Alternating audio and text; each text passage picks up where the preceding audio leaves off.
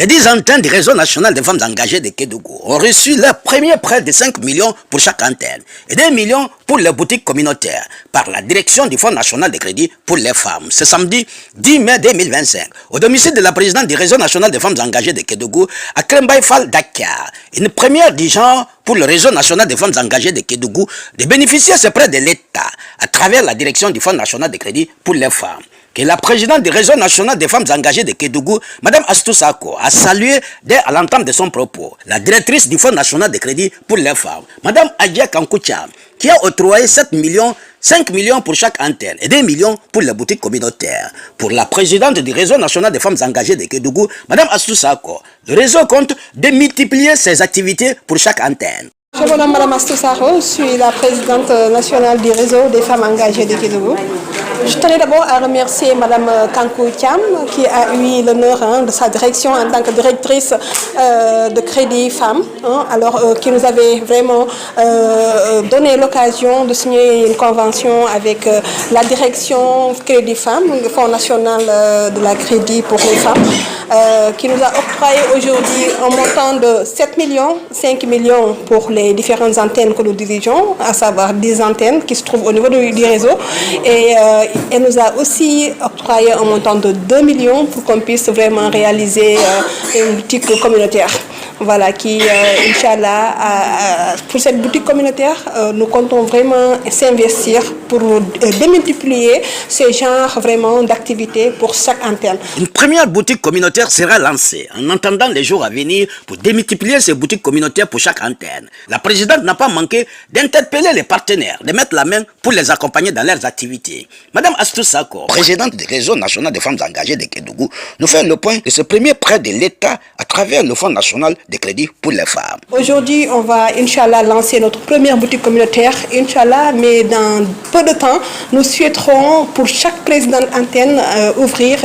des boutiques communautaires pour chaque présidente antenne, Inch'Allah. Nous attendons nos différents partenaires, les ONG, les UNIFEM, les OSIWA, nous attendons également Oxfam, nous attendons l'Union européenne, nous attendons GIZ, nous attendons pas mal d'organisations, d'ONG, nous attendons ainsi l'État.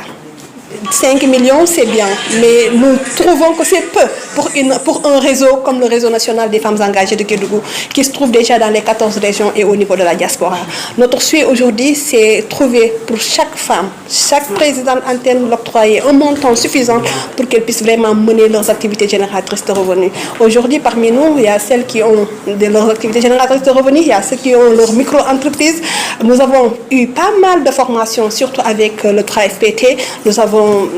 été formés sur différents modules de formation, cela veut dire des transformations fruits et légumes, transformation céréales, transformation jus, transformation fruits halieutiques, transformation, en fait, fabrication emballage. Donc nous avons été formés, nous avons été outillés. Ce qui nous manquait aujourd'hui, c'est le financement et on vient de l'avoir. Pour une première, il faut se dire, depuis notre existence, depuis 2018, c'est la première fois que l'État nous octroie un crédit. Et là, Inch'Allah, nous remercions l'État du Sénégal, nous remercions la directrice Kankoutiam, nous remercions également le ministère de la Famille et de l'Enfance, parce que voilà, sans eux, ça aurait été très difficile qu'on puisse accéder à ces fonds. Mais aujourd'hui, alhamdoulilah, toutes les femmes sont contentes, toutes les femmes souhaitent, il y aura peu de temps, dans quelques temps, c'est la fête de Tabaski, voilà, nous allons vers une fête, là où beaucoup de femmes souhaiteraient renforcer leurs activités génératrices de revenus. Et grâce à ce fonds, Inch'Allah, Rabbi, ce rêve sera réalisé, Inch'Allah. Voilà, je suis Sokhna Astou Sako, présidente nationale du réseau national des femmes engagées de Kédougou. Je suis les membres de mon équipe, membre du bureau exécutif, qui est la vice-présidente, Maman Diabou Cité. Sans moi, ce qui est sûr et certainement, c'est parce que vraiment, ne daanaka moo téye réseau bi alors di remercier également ki nga xamante ne moom mooy Batouli Diallo mi nga xamante ne moom it vraiment moom moo yor daanaka poumon réseau bi sans oublier notre secrétaire général qui est là Souadou Diallo mi nga xamante ne tey sans Souadou Niass Diallo bi moom moo gënal voilà Diallo bi ma gënal Souadou Diallo Souadou Diallo Niass vraiment koo xamante ne moom it vraiment moom moo yor tout ce qui est rapport tout ce qui est liste de présence et tout comme vous voyez nous sommes benn structure boo xamante ne ñu formaliser lañu kii nga xamante nag moom mooy la trésorière kooku dama naan jigéenu jàmbaar la ndax moom damay fier jox ko ay millions parce que xam naa ne ko joxoon ay milliards dina ko gérer muy Aïssatou Aya Ndiaye ñi nga xamante ne c'est elle la trésorière générale donc di ko remercier aussi bu baax a baax di remercier Dalanda Diallo mi ngi ci groupe bi Dalanda Keita excusez-moi Diallo yi xam fu ñu ma toppee alors Dalanda Keita mi nga xamante ne machallah c'est elle la présidente antenne Nord Foire di remercier également sama tata Ndeye Fall mi nga xamante ne machallah moom tamit c'est elle la responsable de l'antenne Kër Mbaye Fall mi nga xamante ne jàmbaar la sans ñoom sans équipe bii fi nekk nii ak ñi nekk ci suñu kanam maman Bella Diallo mi nga xamante ne c'est elle la présidente Maman Bella Diallo c'est elle la présidente antenne Colobane Maman Bella ñëwal Maman Bella Diallo donc moom moo nekk nii moom mooy présidente antenne Colobane mi nga xamante ne mi ngi ci bureau exécutif bi aussi parce que moom it mi ngi ñuy appuyer bu baax a baax mi ngi ñuy jàppale bu baax a baax ci liggéey bi du kenn nit du liggéey kenn nit liggéey mbooloo la souvent association la ñuy gis devant la scène mais c'est le travail de toute une équipe liggéeyu équipe bi yépp la sans équipe bii ngeen di gis nii ak ñi taxaw suñuy kanam réseau bi du dem donc seen liggéey moo tax lii yegg si fii tey jii dañu naan alhamdulilah rabil alamin c'est une première ba ñu sosee suñu réseau bi depuis 2018 ba léegi c'est la première fois ñuy jot li nga xamante ne mooy crédit état loolu dañ koy remercier bu baax a baax ki nga xamante ne moom mooy directrice générale fonds national de crédit pour les femmes. moom Kankou Thiam mi nga xamante ne vraiment moom bu ko neexoon voilà bañ ñu ko jox parce que moom quoi qu'on puisse dire c'est les fonds c'est pour l'État les fonds si biir ministère bi la logé mais moom moo nekk ci tête bi donc moom moo ñu faciliter tey jii ba ñu accéder ci fonds bi ça va fait des années yoo xamante ne ñoo ngi ut crédit mais ci nguur bi génn mënuñu woon am occasion am crédit ci ñoom à vrai dire yéen xam ngeen ci dara def nañ des fois démarches yu bari pour am crédit mais mënuñu ko am mais nguur bi ba mu yegsee dañu leen koy santé yàlla bu baax a baax parce que au minimum